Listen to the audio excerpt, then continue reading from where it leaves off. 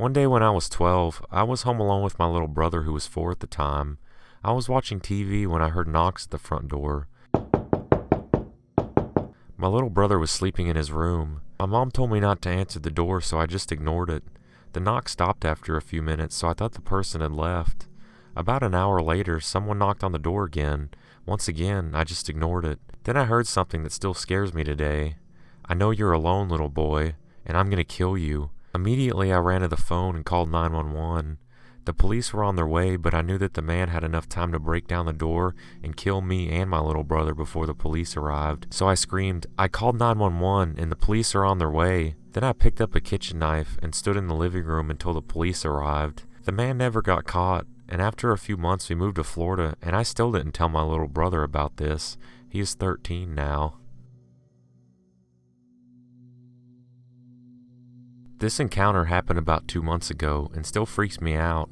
As a 20-year-old female, I often find myself staying at my boyfriend's apartment overnight. My boyfriend is 23 years old, and his mom moved in with him about 6 months ago because she lost her job and needed support. Oftentimes my boyfriend's mom would stay out very late and comes home early in the morning.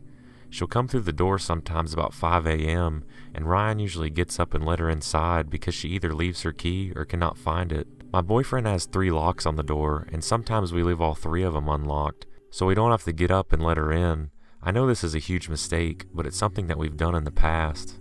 This particular night, I passed out about 11, and Ryan went to bed about 1 a.m. I'm a very light sleeper, so I wake up to just about anything, and I found myself being awoke at about 3 a.m. to knocking, but it promptly stopped, and I thought it was probably his cat making noise. His apartment is very small, so his front door is only about 6 steps from his bedroom door. Anyway, I didn't think much of it and rolled back into my boyfriend's arms and fell asleep. Around 4:30, I heard stomping up the stairs and the front door being opened, but it was caught by the chain lock. This happened before, and his mom screams out his name and he'll get up and open the door for her, but she didn't scream out his name this time, which was really odd to me. Regardless, I got up to answer the door. I made my way to the door and was greeted by 2 men that I've never seen before, staring back at me through the crack with a hand on the inside, fiddling with the chain lock. I screamed and slammed the door shut and locked the deadbolt. My boyfriend came out of the room running, wondering what was going on. I explained the best I could and called the cops soon after. They showed up about 20 minutes later, but the guys weren't there anymore. The cops checked our back deck and found hand and footprints in the snow from someone climbing up the back of it. I still have no idea who these guys were, but I often wonder if his mom had any part in it. His mom often hangs around sketchy people, and not too long ago had some guy say he'd send a gang after her for breaking up with him. Nothing has happened since, but every night we make sure everything is locked before we sleep. In the earliest months of 2014, I started dating my current boyfriend. We hit it off immediately, which resulted in me staying at his house multiple nights out of the week. Eventually, I ended up living there, sharing a mobile home with him and his father. The neighborhood itself was fairly creepy. Richard, my boyfriend's dad, would tell me stories about how the entire street was owned by one man, a guy who had gotten old and in recent years let his land go. As a result, the field beside our mobile home was overgrown with weeds and old trees. He also told me about some strange occurrences, of which he attributed to 2 things: aliens and kids from another neighborhood. Despite his warnings and how creepy the area was, I didn't take him too seriously. After all, his biggest concern was aliens. I was unemployed for a short period of time after moving in, which left me alone in the house while Cody, my boyfriend, and his dad worked. I spent most of my days putting in job applications and cleaning up the house and reading online. I guess you could say that my presence at the house was pretty predictable, which is the only explanation of this occurrence. On a day as unremarkable as any, while I sat reading a book in our bedroom, I heard a car pull in the driveway. The sound was pretty distinctive, considering this area wasn't paved, but rather made up of gravel. Thinking that Cody had come home early from work, I slipped my shoes on and started for the front door, which was on the other side of the house. Before I could reach it, a knock sounded against the glass. The front of our trailer had a sunroom, basically a front porch that was encased with windows, making it so you had to go through the 2 doors before stepping into the living room. Being as paranoid as he was, Richard would usually lock the sunroom door before leaving for work, unless he was in a huge hurry. Still thinking that maybe my boyfriend had come home from work early, I opened the first door to let him in, only it wasn't Cody at the door, but rather a short Hispanic man. He smiled at me through the glass and nodded, almost as if he was expecting me to be the one who answered. I noticed that he had one hand behind his back, the other was hanging at his side. I tried not to think much about it. Behind him in our carport was a small white truck, and I could hear that the engine was still running. "Can I help you?" I tried to make my voice sound as strong as I could, but it only came out shaky. "I'm with the garbage company. I'm here to pick up your trash cans." I blinked, knowing immediately that this was a lie. It was common for the garbage company to come up and pick our trash cans if the bill hadn't been paid. But I had gone with Cody the week before to pay it.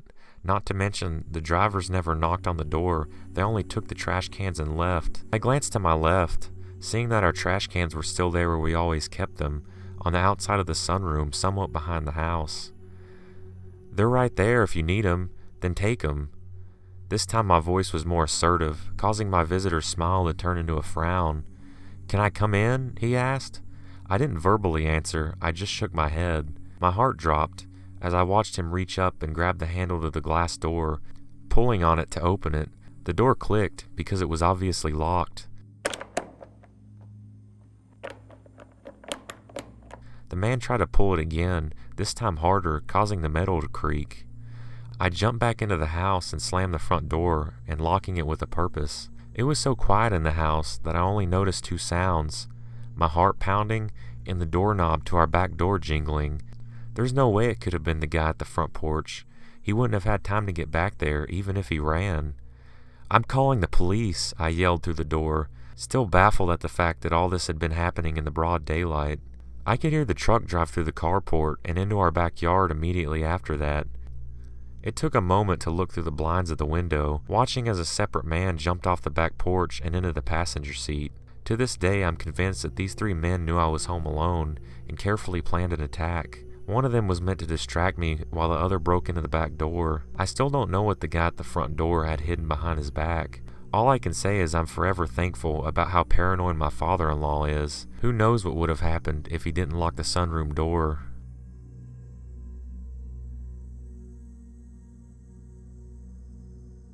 About 2 years ago on Halloween, my friends got a party bus. I really wanted to hand out candy to the kids. This had nothing to do with the story, but where I'd grown up, we lived way out in the country and never got trick-or-treaters. Because I was handing out candy, I didn't meet up at my friend's house. I went to the bar they were at and got on the bus there. We go from bar to bar for a while until closing time, and my friend says I can get a ride back to her house, spend the night, and she'll take me to my car in the morning. But I had only had one beer several hours ago and knew that I was okay to drive, and the bar where we were at was only about 5 blocks away from my car, so I decided to hoof it on my own. Something I normally never do, but I felt pretty brave in my superhero costume. I headed off on my own as she stepped onto the bus and she called out for me to watch for weirdos. I laughed and kept going on as the blocks passed, and I realized that the street that I was on, that once was crowded with people in costumes, was now completely empty.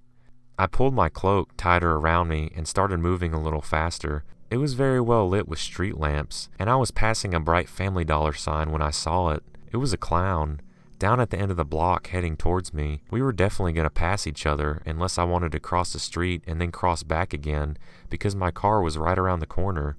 It was late and Halloween, so I figured whatever and kept going. The clown, however, sees that there's no one around, and that I'm a girl, so he starts laughing in an evil clown style and dancing towards me.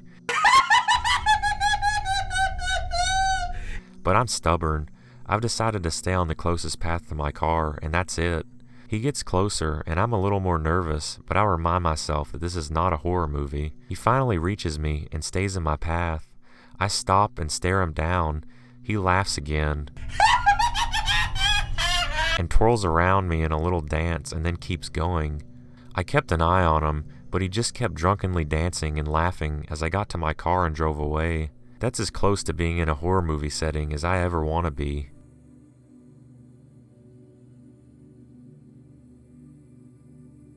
This happened about a year ago in Seattle. I was managing a coffee shop down the road from my apartment, an easy 15-minute walk most mornings, which I appreciate since I like to sleep in as much as I can. I had done this walk many times, leave at 5:45 and get to the cafe at 6 a.m., but what happened this morning would shake my comfort about early mornings, my neighborhood, and my city. Because I would sleep in so close to when I had to leave, the walk to work would usually be the thing that would wake me up. I stepped off the steps to my apartment building and maybe took 5 steps before feeling extremely uncomfortable. A man had just crossed the street and was walking towards me. Something in my body told me not to make eye contact with him, but just as passing, I couldn't resist and looked into his eyes. His eyes were piercing and my heart started to race. To the best of my abilities to describe him, he was at least 6 feet, wearing an all-black hoodie pulled over his head, but his eyes are what haunts me to this day. I wasn't sure if he was African American because his skin was black, almost as if he had painted black onto his face. With that one glance, I knew something was wrong. I walked quickly and crossed the street to the other side. I glanced back, and he was standing at the foot of the stairs of my apartment building. Certainly, he had seen me come out of there. At this point, I was about a block away from him, hiding behind a tree in a doorway of another apartment building, calling my boyfriend over and over. I watched as he looked at my apartment building for what felt like a minute and proceeded down the sidewalk of the opposite way I was walking. I was thinking about all the things I would have done, running to the police station that was certainly more than 2 blocks away, calling the security guard I knew was working in the building that I worked.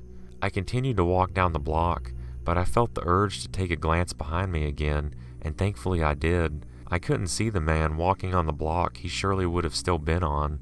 I wasn't sure what to make of it until I saw him, on the same block as me, across the street, coming closer. I started to run, and he matched my pace. I ran the 2 blocks to the police station, and he was gone. I went in and made a report, and then called the owner of the cafe to come and get me. It took a while before I felt comfortable walking to work alone. Even alone, I couldn't listen to my music or anything. Always aware of my surroundings. Thankfully, I've never had another encounter with this man.